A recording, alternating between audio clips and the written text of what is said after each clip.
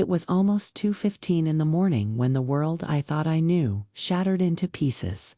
My breath grew shallow, my knees nearly gave way, as I stood frozen outside the half-closed door of my daughter Grace's study. The words I overheard sliced through me sharper than any knife could. "Tomorrow morning, the van comes. The signatures are ready. She won't fight us this time." My son-in-law Marcus's voice sounded calm, steady, like he was reading the weather report while my heart thundered in my chest. 8 decades of storms, sorrow, and survival had hardened me, but nothing had prepared me for the betrayal of my own flesh and blood. At that moment, I knew I couldn't stay another day. I would not allow them to strip me of my dignity, my freedom, or the life I had built with my own hands. That night, under the cover of silence, I began planning my escape. 6 months earlier, when my world had already been shaken by the passing of my dear husband after nearly half a century together, Grace insisted that I leave my modest townhouse and move into her spacious home. "Mama, you shouldn't be alone in that neighborhood," she said, her smile warm but her eyes carrying something I couldn't read back then. "Here you'll have company. Here we'll take care of you." My heart, heavy with grief and loneliness, accepted too quickly. I sold the little house filled with memories of Sunday dinners, family laughter, and my husband's favorite armchair. I packed up my photo albums, his old books, the quilt my grandmother had stitched by hand, and moved into their suburban house with white pillars and a wide porch that looked picture perfect. The first days seemed almost normal. Marcus, a school principal, shook my hand with polite firmness, but never met my gaze for long. Their boy, Daniel, who was 17, gave me a quick hug but drifted back to his room, headphones covering his ears. Grace had prepared a tidy guest room for me with soft lilac curtains and a sturdy wooden bed. Every morning, we ate oatmeal and toast together, Grace humming softly as she scrolled through her phone. Marcus reading school reports at the table, Daniel rushing out with a backpack slung over one shoulder. I tried joining in, asking Daniel about his favorite classes, or Marcus about school events, but their answers were clipped, their smiles stiff. When they thought I wasn't watching, I caught those silent exchanges of looks like actors missing their lines in a play. At first, I brushed it aside. Grief, I told myself, makes you see ghosts where there are none. But small things began to unravel the comfort of my new home. Marcus insisted on arranging my prescriptions, sliding them into neat plastic organizers. "This way you won't mix them up," he said in that slow, careful voice people use with children. I had always managed my medicines without issue. Grace excused it. "He's just being cautious, Mama," but the word cautious echoed inside me like a warning bell. Soon, letters began arriving already opened. Bank envelopes, charity newsletters, even personal notes looked tampered with. "Probably the postman's mistake," Grace would say lightly. But my instincts, sharpened by decades of raising children and teaching classrooms full of restless students, screamed that something was deeply wrong. When I tried calling an old church friend, the house phone was suddenly out of service. My cell phone stopped connecting to the Wi-Fi, and Grace's quick excuse was that Marcus was working on the router. Days turned into weeks, and still no access. My world, once alive with voices, laughter, and hymns, shared over the phone, grew quiet, too quiet. I began to realize they were cutting me off, thread by thread, leaving me isolated in the very house that was supposed to shelter me. And so, on that terrible night when Marcus whispered about signatures and the van, the pieces fit together. They had prepared every detail. The papers, the doctor's note, the ride that would come to take me away before I could resist. My stomach knotted with fear, but beneath it burned a fire of defiance. They had underestimated me. I was old, yes, but I was not broken. I still had my mind, my will, and my spirit.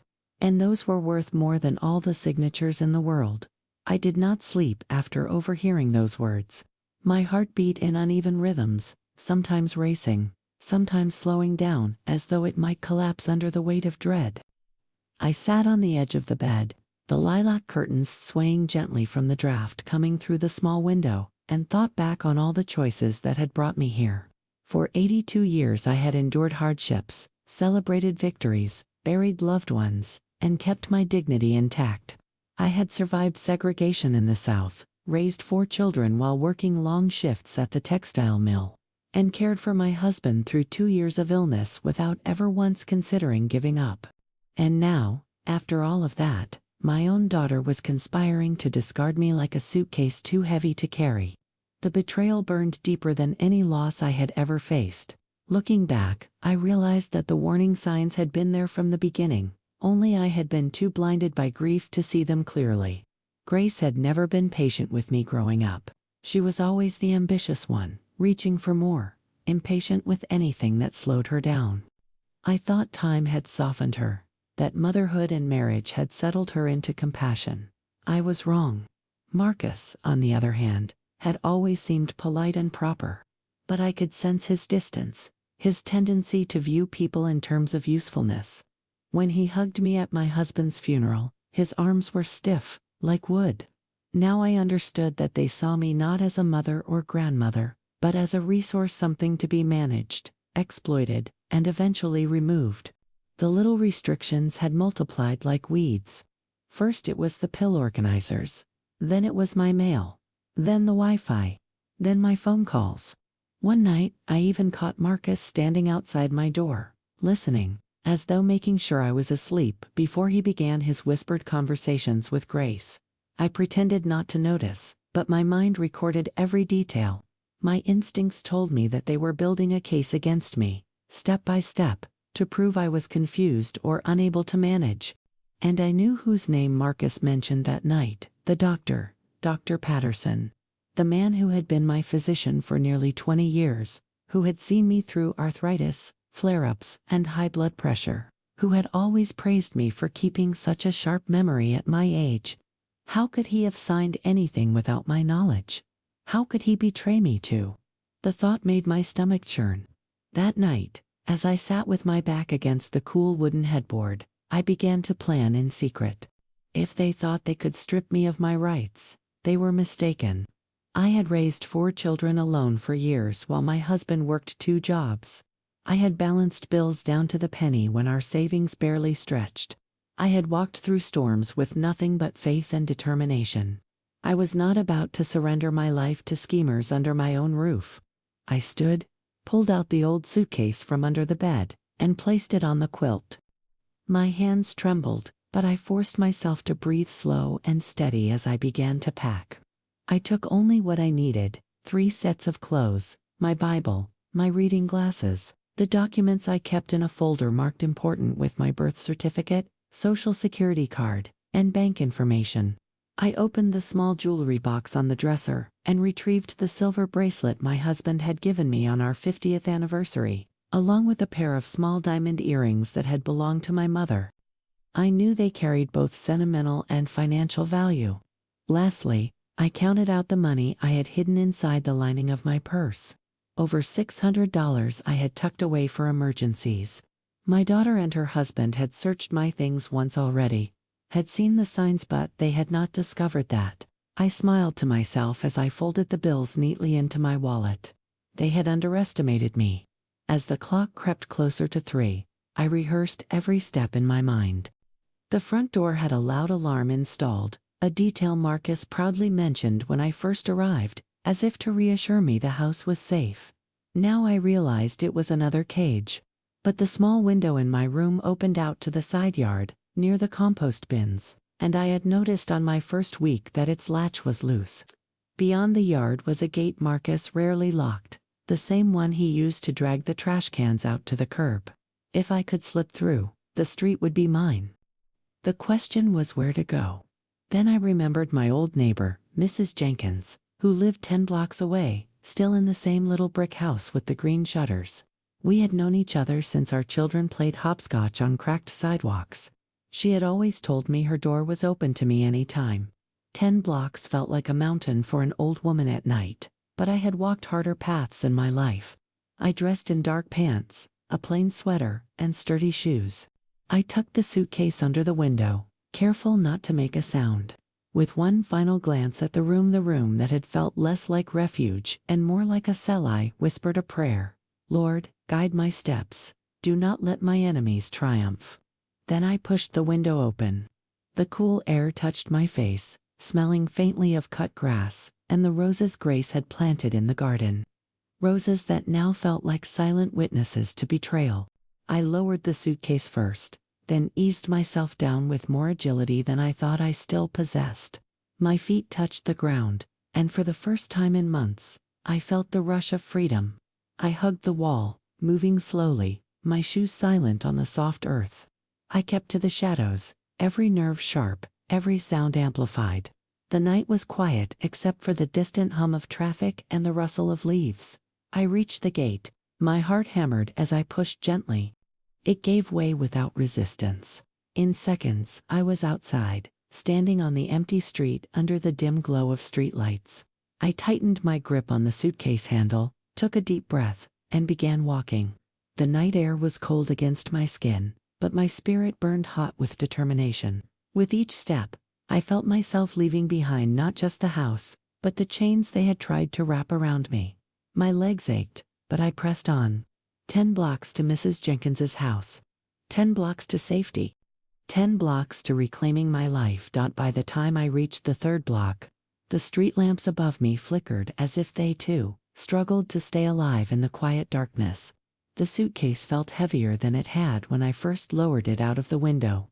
Though I knew the real weight was not in the fabric or clothes but in the burden of betrayal pressing on my back. Each step I took away from Grace's house felt like peeling off a layer of sorrow, yet each corner I turned brought new anxiety. What if Marcus discovered my escape before dawn? What if they sent someone to look for me, twisting the story to say I had wandered away in confusion? That thought gnawed at me more than the ache in my knees. I was old, yes, but my mind was still clear, sharper than many who were half my age, and if I had to prove it, I would. The sidewalks stretched before me, cracked in places, lined with sleeping houses. I passed by one with a swing set in the yard, remembering the days when my own children used to swing until the chains squeaked and the neighbors shouted for quiet. For a moment, tears welled in my eyes, but I swallowed them down. There was no time for nostalgia. Survival demanded my full strength now. As I approached the 5th block, I paused to rest on the edge of a planter, my chest rising and falling quickly. My legs trembled, and the suitcase handle cut into my palm. I closed my eyes and whispered, "Lord, carry me a little further." It was then that the absurdity of my situation struck me. An 82-year-old black woman, shuffling through the silent streets of the suburbs in the dead of night with a battered suitcase, running from the very people who should have been my protectors. If anyone had told me a year ago that I would be escaping my daughter's house like a fugitive, I would have laughed at the madness. Yet here I was, breathing hard, my heart pounding like a drum in my ears, and every fiber of my being aware that this was no dream. This was the raw reality of betrayal.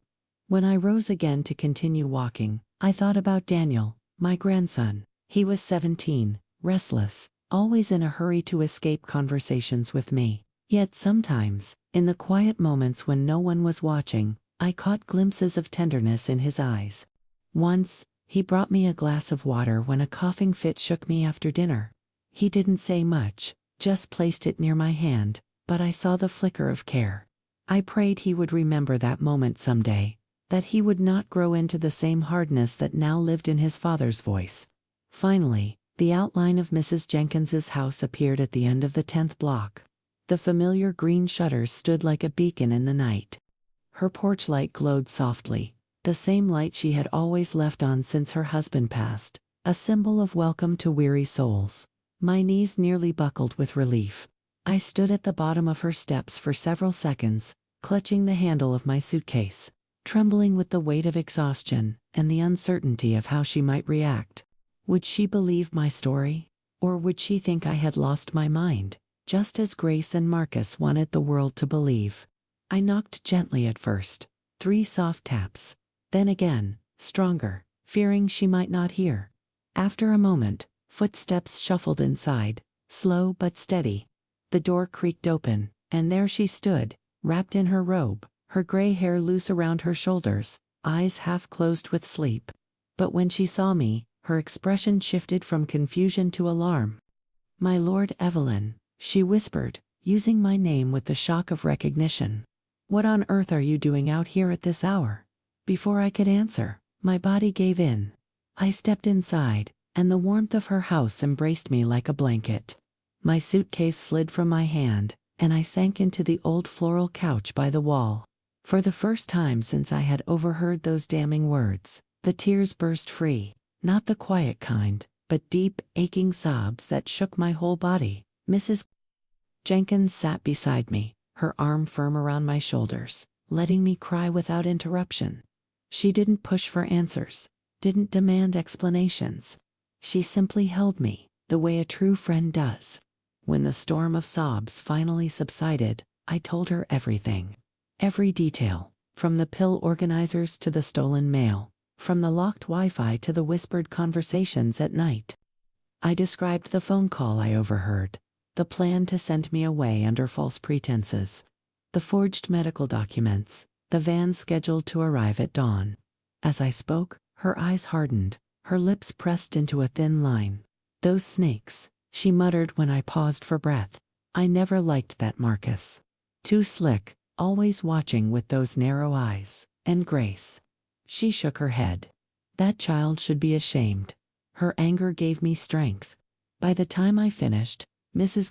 Jenkins had already begun pacing the room, thinking aloud about lawyers, about the police, about the laws that protect elders from such schemes. She turned to me and said firmly, "You're safe here, Evelyn. You'll sleep in the guest room. But tomorrow, first thing, you're calling an attorney. This is more than betrayal. This is criminal." I nodded, my heart still raw but steadier. She was right. I had escaped the cage, but the battle was only beginning. Morning light crept through the lace curtains of Mrs. Jenkins's guest room. Brushing over the quilt she had laid across me during the few hours of sleep I managed. My eyes opened slowly, and for a moment, I felt the peace of waking in a safe place, the kind of peace I hadn't felt in months. But as the memories of the night before returned, the weight of it all pressed down again. I lay there for a long moment, staring at the ceiling, listening to the faint hum of a refrigerator in the kitchen, and reminding myself that I was not defeated. I had made it through the night, through 10 long blocks of fear and aching bones, and I was still standing. That was no small victory. By the time I joined Mrs. Jenkins at the kitchen table, the clock on the wall showed 7:30. She had already brewed coffee and sliced bread, her hands moving with the calm efficiency of someone who had seen her share of storms in life. "Eat something, Evelyn," she said firmly, sliding a plate toward me. I forced myself to chew, though my stomach twisted with nerves. Each bite of toast felt dry, but I knew I needed strength for the day ahead. It was while we were eating that her phone rang, the shrill sound cutting through the quiet morning. She glanced at the screen, frowning. "It's a number I don't know," she murmured.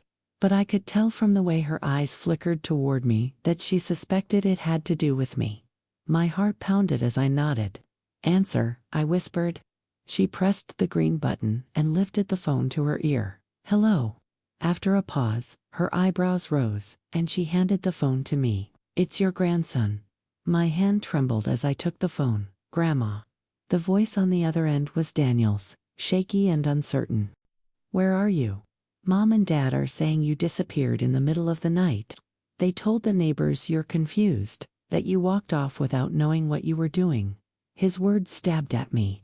They had wasted no time painting me as the unstable old woman, the story neatly prepared long before my escape. I steadied my voice. "Daniel, listen to me carefully. I am not confused. I am safe. I left because I discovered what your parents were planning. They want to send me away, not because I'm sick, but because they want control of my money and my house. You need to know this, even if it's hard to believe." On the other end, silence stretched, broken only by his breathing. Then, a whisper. "Grandma, Dad said you were sick. He said you don't remember things anymore. He told me the doctor signed papers because you can't take care of yourself." My throat tightened, but I forced calm into my voice. "Does this sound like a woman who has lost her mind? Daniel, I remember your birthday is June 15th. I remember the sneakers you begged me to buy you 2 Christmases ago. The red ones with the black stripes. I remember the way you cried when you scraped your knee at 6 years old, and I held you on the porch until the pain eased.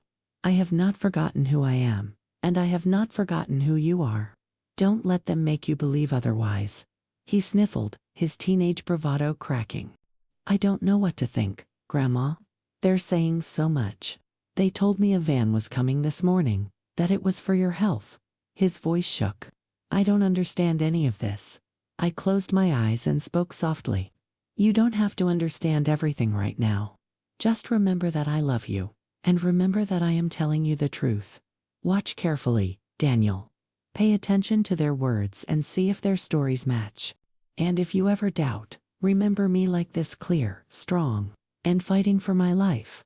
Before he could answer, I heard muffled voices in the background, Marcus's sharp tone cutting through, and then the line went dead. I handed the phone back to Mrs. Jenkins, my hands trembling. She shook her head slowly. "They're already spinning the web, Evelyn, but you did the right thing. Telling the boy, you gave him a seed of doubt, and sometimes that's all it takes." By 8:30, I was seated in the office of Attorney Henry Wallace, an old friend of Mrs. Jenkins, who had agreed to see me urgently.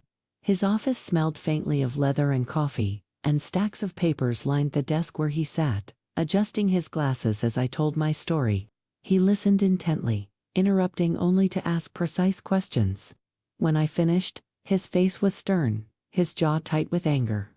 "What your daughter and her husband are attempting is not just immoral, it's illegal," he said firmly, his pen scratching notes across a yellow pad. "We're talking about conspiracy to commit fraud, attempted unlawful confinement, possibly even forgery if your doctor signed off without proper evaluation. And elder abuse is a serious offense in this state." Hearing the words spoken aloud steadied me. I wasn't imagining it. I wasn't exaggerating. This wasn't just a family dispute. It was a crime. Wallace leaned forward, his gaze sharp. "Here's what we'll do first. We'll file for an emergency protective order to stop them from admitting you anywhere without your consent. We'll freeze your bank accounts so no one can access them but you. And we'll start gathering evidence immediately, every detail you've given me, every piece of mail tampered with, every witness who can testify to your clarity of mind. We'll build a wall of truth they cannot tear down." For the first time in months, I felt hope rise inside me. My body was tired, my spirit bruised, but I was not powerless. I still had my voice, my mind, and the law on my side. And with that combination, I could fight back.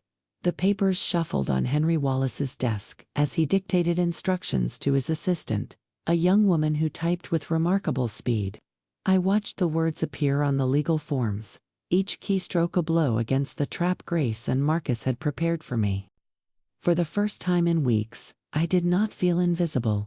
My story was being written down, recorded as truth, not twisted into some tale of senility.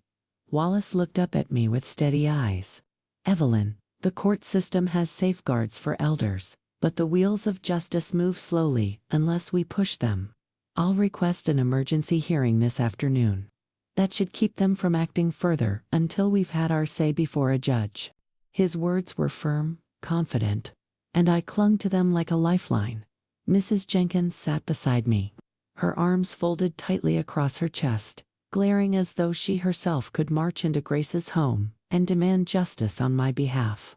"You're not alone in this," she said, her voice carrying the kind of power only a lifelong friend can wield. "We're going to make sure your daughter and that husband of hers learn they cannot prey on you like vultures." Her anger was almost comforting. It reminded me that my pain was not invisible to everyone. As we left the office to wait for the judge's response, my mind wandered to the years of sacrifice I had given to my children. I thought of Grace as a little girl with her braids tied neatly with ribbons, running across the churchyard with her shoes scuffed and her laughter filling the air.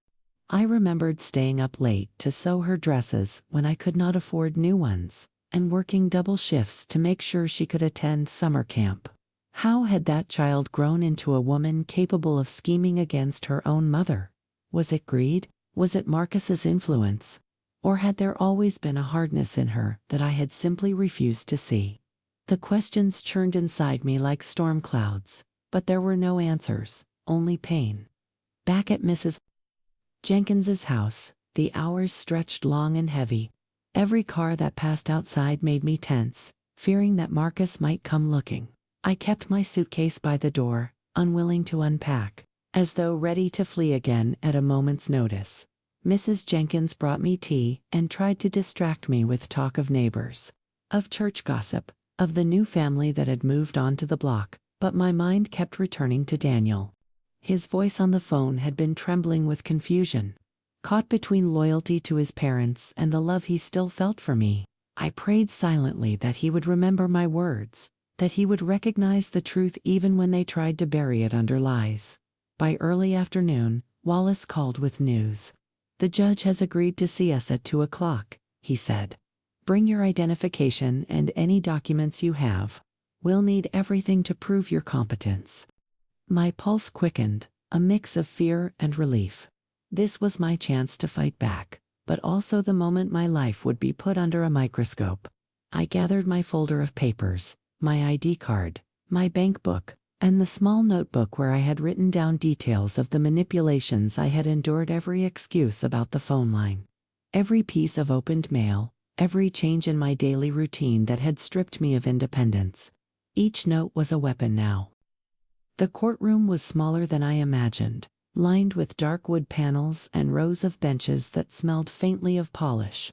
The judge, a woman with silver hair and eyes sharp as glass, listened intently as Wallace presented my case. I sat straight-backed, my hands folded in my lap, determined not to let the trembling of my heart show in my face. I spoke when asked, clearly and without hesitation, recounting the events in detail. From the first moment Grace persuaded me to move into her house to the night I overheard Marcus's plan. My voice wavered only once, when I spoke of Daniel, and the thought of losing his trust nearly broke me. But I steadied myself, meeting the judge's gaze, letting her see that I was not confused, not fragile, not delusional. I was a woman wronged, and I was fighting back. When the hearing ended, the judge leaned forward, her expression firm. "Mrs. Carter," she said, using my name with a clarity that rang through the room, "I believe you. Effective immediately, no facility may admit you without your direct consent. Your accounts will remain frozen under your authority alone until this case is resolved. I am also ordering a review of the medical documents in question. If any signatures were obtained improperly, charges will follow." Relief flooded me so strongly I nearly wept in the courtroom. Wallace placed a reassuring hand on my shoulder, whispering, "This is just the first step, but it's a good one." As we left, the air outside felt lighter, though the sky was heavy with clouds. For the first time since my husband's passing, I felt like my future was mine again, not a prize for others to seize. Yet beneath the relief lingered sorrow. No judge, no lawyer, no ruling could erase the truth. My own daughter had turned against me. That wound would take more than laws to heal. Still, as I walked beside Mrs. Jenkins and Wallace, I straightened my back, refusing to let the betrayal define me. They had tried to silence me, but I had spoken. They had tried to lock me away, but I had walked free, and I was not done yet. That evening, after the hearing, Mrs. Jenkins and I returned to her little brick house with its familiar green shutters, and for the first time in many months, I felt a breath of safety slip back into my chest. She made stew, simple and hearty, filling the kitchen with the smell of onions and carrots simmering in broth. We ate slowly, not because we were hungry, but because the act of sharing a meal reminded me of the normalcy I had been missing.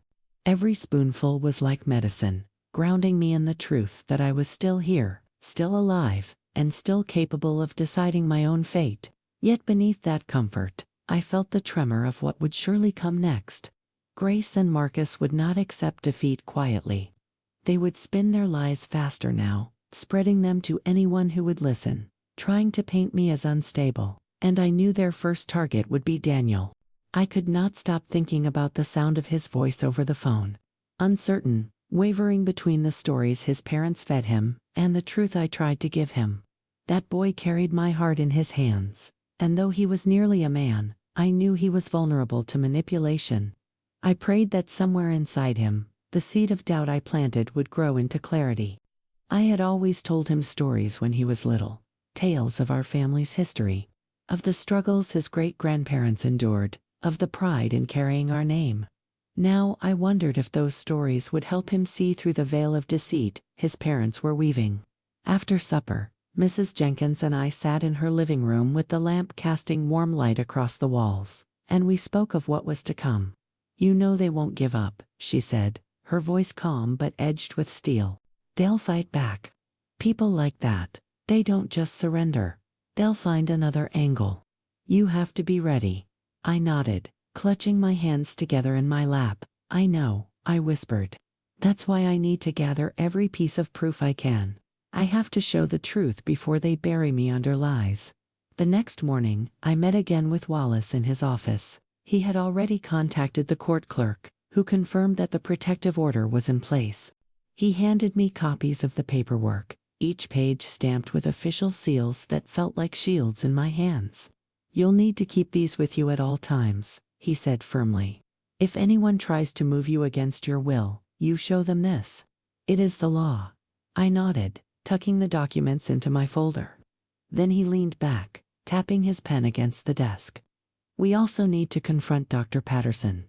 If he signed those medical papers without properly evaluating you, he is complicit. We'll demand his explanation, and if necessary, we'll file a complaint with the medical board." The thought of confronting the doctor filled me with both dread and determination. He had been my physician for 2 decades, through every ache and illness of aging. I had trusted him. To think he might have betrayed that trust in exchange for convenience or worse, under Marcus's persuasion, was almost unbearable. Yet I knew I had to face him. A betrayal unchallenged only grows larger. Later that afternoon, Wallace arranged an appointment, and Mrs. Jenkins insisted on accompanying me. When we entered the clinic, the receptionist's smile faltered as Wallace handed her the court papers and asked to see Dr. Patterson immediately. Minutes later, he entered the room, his white coat crisp, his hair grayer than I remembered, and his eyes carrying a shadow I had never noticed before. "Evelyn," he said softly, as though greeting an old friend. "I was told you had concerns." I sat upright in the chair, my voice steady though my heart thudded. "Concerns? You signed papers declaring me incapable of caring for myself. Papers I never saw. Papers that nearly stole my freedom. How could you do this without even speaking to me?" He hesitated, glancing at Wallace and Mrs. Jenkins before focusing back on me. "Marcus came to me. He said you were struggling, that you were forgetting things, that you had wandered outside at night. He asked me to sign preliminary documents for assisted care." I trusted his word. His voice faltered. "Perhaps I should have verified more carefully. I'm sorry, Evelyn. Sorry," I whispered, the word heavy in my mouth. "Do you realize what your signature meant for me? They were planning to have me taken away this very morning, using your papers as proof. You didn't just write your name, you nearly signed away my life." My voice rose, breaking with the anger I had carried for weeks. Tears threatened, but I held them back. I wanted him to see, not weakness, but strength. Wallace leaned forward, his tone sharp. "Doctor, this is more than an oversight. This is malpractice, potentially fraud. We will be filing a formal complaint with the board. Evelyn has been lucid, capable, and articulate throughout this process. Your negligence could have resulted in her unlawful confinement." Dr. Patterson's face paled, his hands tightening around the clipboard he held. For the first time, I saw regret in his eyes, but it brought me little comfort. The damage had been done, even if I had escaped it. I rose slowly from my chair. "I trusted you for years, Doctor. That trust is gone now. And trust is something you don't get back easily." As we left the clinic, I felt the wind on my face and breathed deeply, letting the air cleanse the bitterness in my chest. Mrs. Jenkins touched my arm gently. "You did what you needed to do. You looked him in the eye and told your truth. That takes more strength than most people will ever know." I nodded, though my heart still ached. Each betrayal left a scar, but scars tell stories, and I was determined mine would not end in silence. That night, as I lay in the guest room, the protective order resting safely on the nightstand, I thought of the days to come. Grace and Marcus would not stop. They would twist the narrative, perhaps even try to turn Daniel against me completely. But now I had allies: Wallace, Mrs. Jenkins, even the court itself. I was no longer the isolated widow they thought they could manipulate.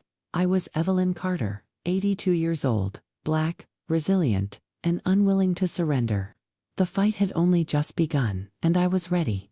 The following morning, I awoke before the sun rose, my heart heavy with both resolve and apprehension. Mrs. Jenkins was already in the kitchen when I stepped out. The smell of biscuits baking filling the air. A reminder of simpler times when mornings meant family gathered around a table, not court orders and betrayal. She smiled gently, though I could see the worry etched into her face. "Eat, Evelyn," she said, placing a plate before me. "You'll need your strength." And she was right. Strength was not just in the body but in the spirit, and mine needed feeding if I was to continue this battle. After breakfast, Wallace arrived with new developments.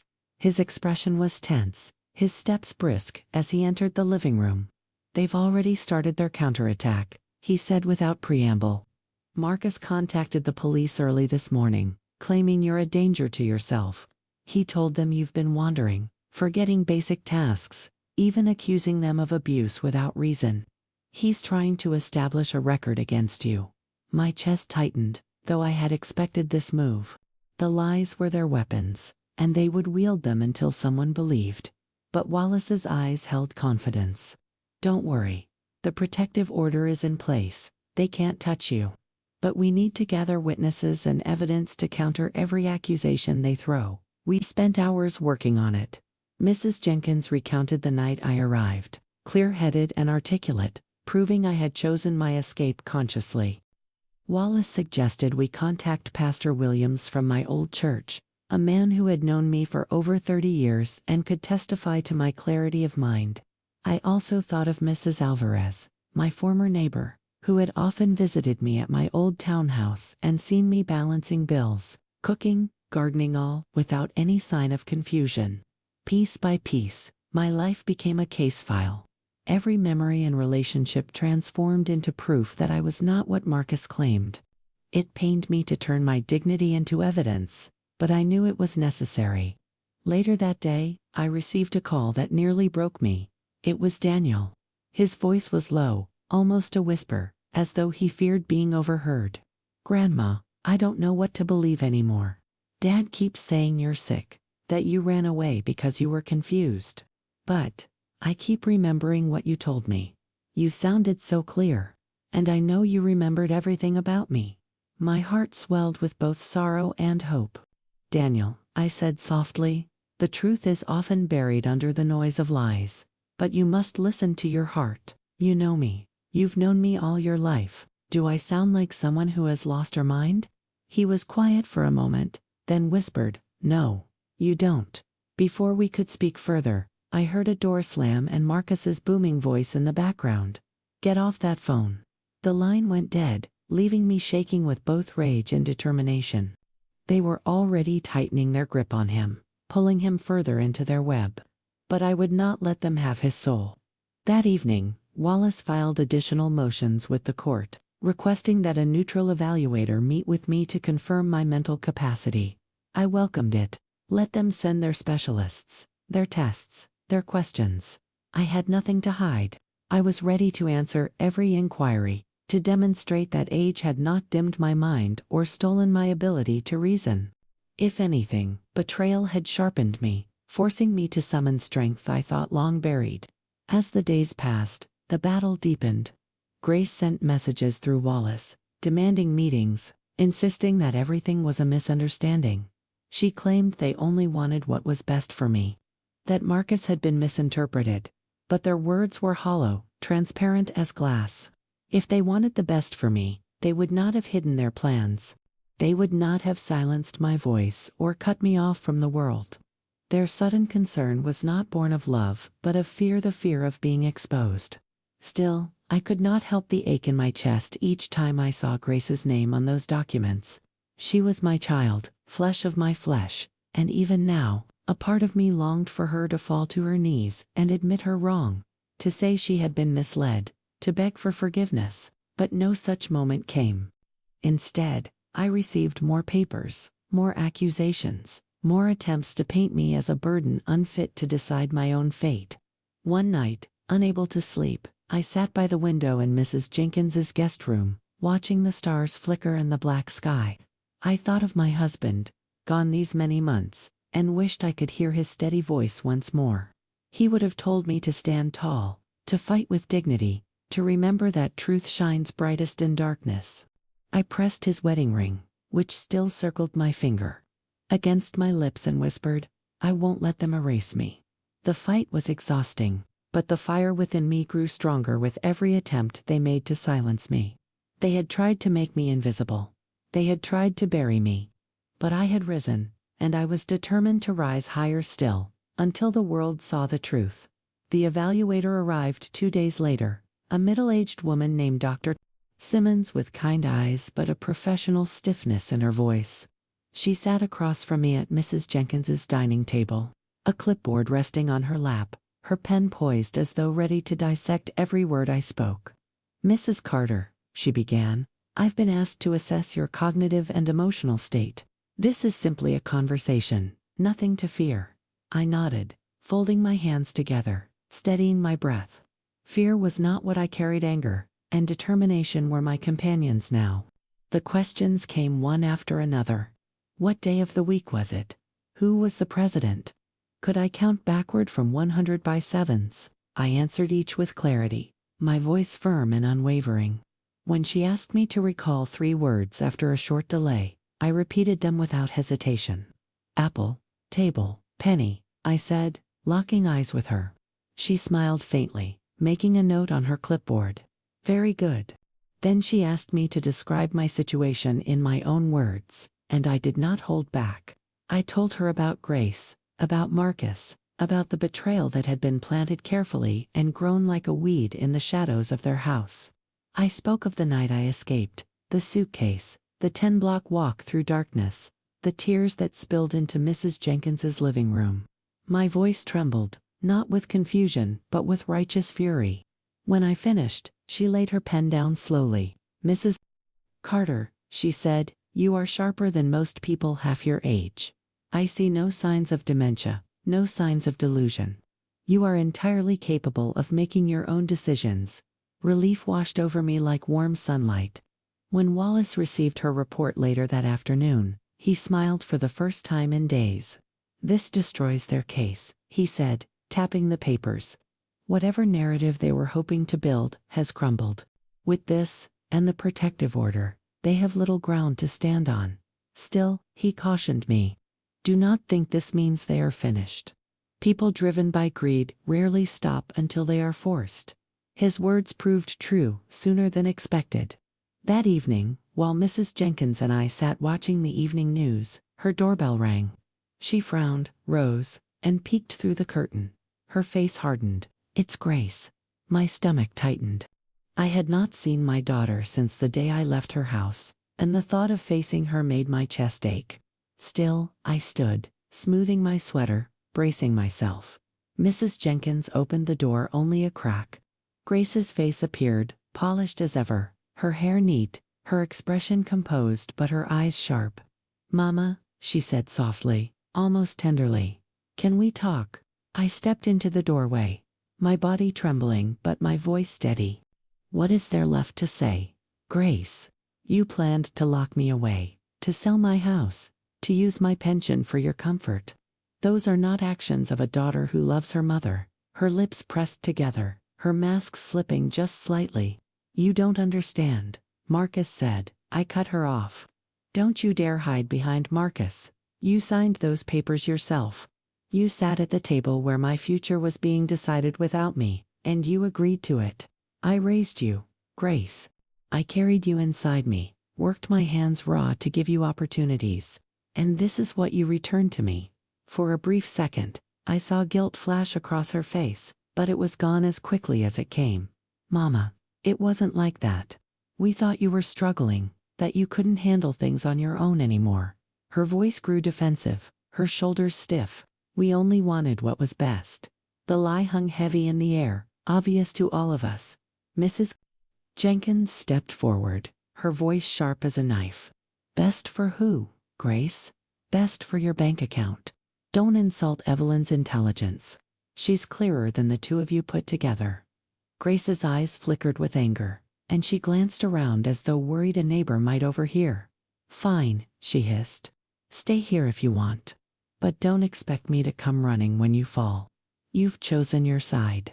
With that, she turned and walked down the steps, her heels clicking against the pavement, her back stiff with pride. I stood frozen in the doorway, a storm of emotions swirling inside me: grief, fury, and a sorrow so deep it threatened to hollow me out. Mrs. Jenkins closed the door firmly and turned to me. Don't let her words sink into your bones. She came here hoping to twist your mind, to guilt you back under her control. But you stood your ground. That's what matters.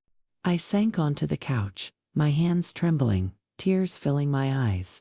She is still my daughter, I whispered. No matter what she's done, she is still my child. Mrs. Jenkins placed a hand on mine. Blood does not excuse betrayal, Evelyn. Remember that. Sometimes family are the ones we must protect ourselves from the most. That night, as I lay awake, Grace's words echoed in my mind. You've chosen your side. Perhaps I had. Perhaps survival required me to choose, even if it meant turning away from the daughter I once believed would carry my legacy of love. But if she had chosen greed over me, then I had no choice but to stand against her. Betrayal may have broken my heart, but it would not break my spirit. The days that followed Grace's visit were some of the heaviest I had ever endured. Not because I doubted my strength, but because the pain of knowing my own daughter could look me in the eye and still twist the truth left an ache too deep for words. I had thought that maybe, just maybe, she would crumble under the weight of what she had done.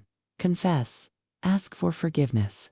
But instead she doubled down, tightening her grip on Marcus's lies, clinging to the story that I was fragile, confused, unable to manage. And while the legal system was now on my side, I knew public perception was a weapon they could still wield. In a community where whispers carried quickly from porch to porch, it would not take much for neighbors to believe the polished words of a school principal and his well-spoken wife. That fear gnawed at me in the quiet moments, when the house was still and the night stretched too long. Wallace, ever diligent, worked tirelessly to build my defense into something unshakable. He called Pastor Williams, who agreed without hesitation to testify to my clarity and strength of mind. He also contacted Mrs. Alvarez, who provided a written statement about how she had seen me paying bills, cooking meals, and organizing church fundraisers, without a hint of confusion. Each piece of testimony was a brick in the wall of truth, and though it could not heal the wound in my heart, it gave me the assurance that I would not be erased so easily. One morning, as I sat at Mrs. Jenkins's table sipping tea, Daniel slipped a letter under the door. We had not seen him since the abrupt phone call, and I rushed to pick up the envelope with trembling hands. Inside was a single sheet of paper, written in his uneven teenage handwriting. Grandma, I believe you. I can't say much because Dad is always watching me, but I know you're telling the truth. Please don't give up. I'll find a way to help. My eyes blurred with tears, and I clutched the paper to my chest. That small act of courage from him was like a light in the darkness, proof that the bond between us had not been severed. Even if Grace and Marcus poisoned the air around him, he still saw through the smoke. I showed the letter to Wallace, who smiled faintly. This is powerful, he said. It shows that even under pressure, your grandson recognizes your clarity. It will help demonstrate the manipulation you've endured. I nodded, though to me it meant more than evidence. It meant that my grandson's heart had not been lost, and that gave me strength more precious than any legal victory.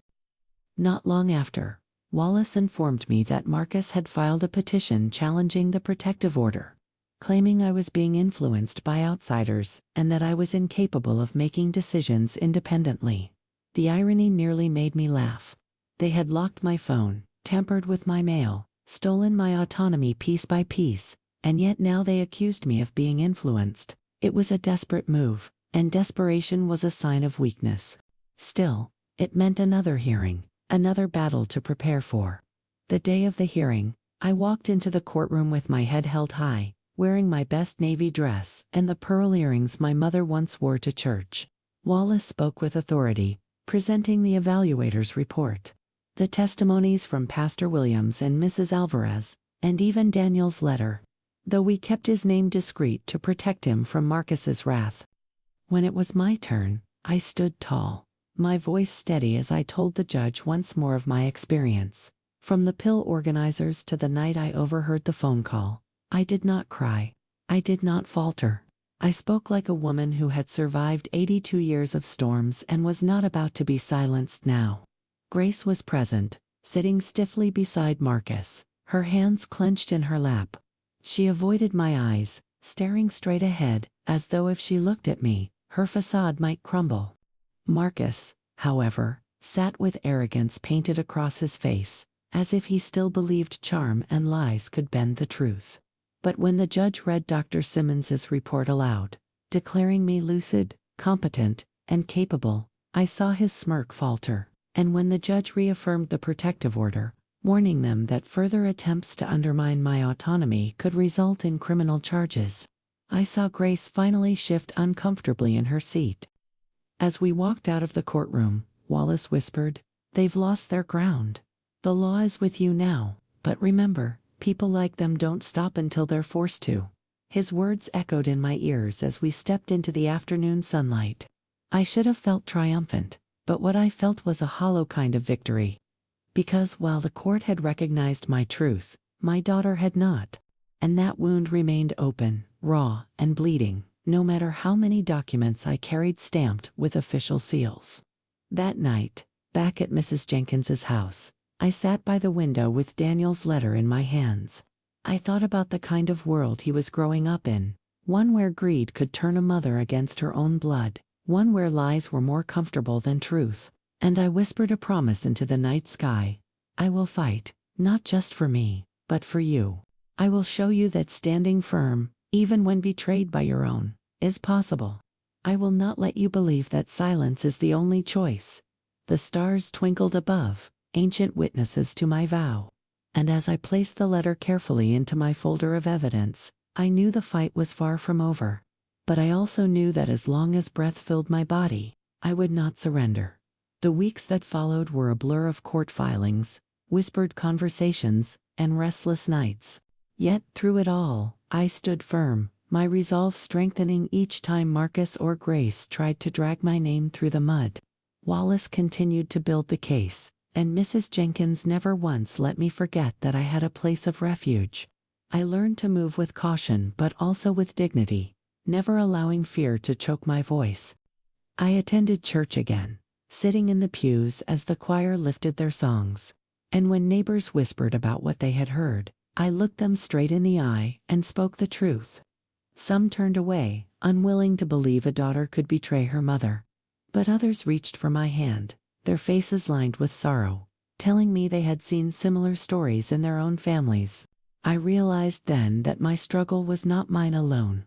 It was the struggle of many elders whose voices were silenced by those closest to them. Daniel found ways to keep in touch. Sometimes it was another letter slipped through Mrs. Jenkins's door, other times a quick call from a borrowed phone. Each time, his words steadied me. "Grandma, I'm watching. I see what's really happening. I won't let them make me forget who you are." Those words were worth more than any court ruling.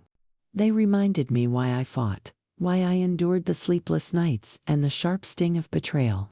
I was not only fighting for my freedom but also to show him that truth cannot be buried, that strength does not fade with age, and that love outlasts lies. Eventually, the judge issued a final ruling. The documents Marcus had pushed through with Dr. Patterson's careless signature were nullified. My accounts were secured in my name alone, my property protected. Grace and Marcus were warned in no uncertain terms that any further attempt to undermine me would bring criminal charges. The law had spoken, clear and strong. And yet, when I left the courthouse that day, the papers in my hands felt lighter than the heaviness in my heart. Victory in law could not erase the fracture in my family. Grace avoided my eyes entirely, walking out with Marcus, her face pale, her lips pressed thin. No apology came, no softening of the heart. Just silence. Still, I carried no shame. My story was no longer one of quiet suffering. It was a story of survival, of resistance, of an old woman who refused to let betrayal steal her dignity. At 82 years old, I had proven to them and to myself that I was not a burden, not a shadow, but a force still standing tall. And though my daughter may never admit her wrongs, I had carved out a future where my voice could not be silenced. Now, as I sit here sharing my story with you, I feel the weight of all that has passed. I tell it not just to unburden my heart, but to remind each of you that betrayal can come from unexpected places, even from those we once held closest. But betrayal does not define us, our response to it does. I chose to fight, to walk out into the night with nothing but a suitcase and faith, and in doing so I reclaimed not just my freedom but my voice. And now, my dear listeners, I ask something of you. If this story touched your heart, if you found strength in it, I invite you to join me by subscribing to this channel. Not out of habit, but as part of a community where voices like mine are heard, where no one is left unseen. Your presence here gives power to stories that might otherwise remain in the shadows. Share your own stories with us, stories of struggle, survival, and triumph. Tell us in the comments what you felt, what you learned, and what resonated with your own life. Together, we can build a circle of truth, resilience, and compassion. Because in the end, it is not just about my story, it is about all of ours. And every voice matters.